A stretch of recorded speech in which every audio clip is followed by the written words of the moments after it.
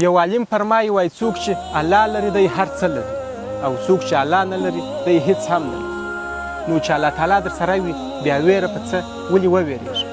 په همدغه باره کې ابن تیمیه رحم الله علیه فرمایي چې کوم یو څوک بندي کړي د الله تعالی سره به د راز او نیاز زمینه راته مساعد شي، او کوم یو څوک د هېواد څخه وشړي یعنې د هېواد څخه تیښتې ته مجبور کړي د الله تعالی مځکه پراخه د ګرځم به وکړي، او کوم یو څوک ووژني شهید به سمه د خپل رب سره به د ملاقات زمینه راته مساعد شي.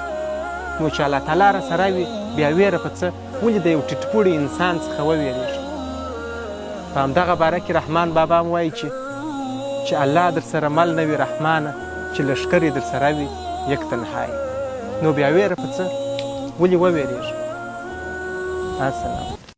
قلب بالحق تعلق وبغار حراء تألق يبكي يسأل خالقه فأتاه الوحي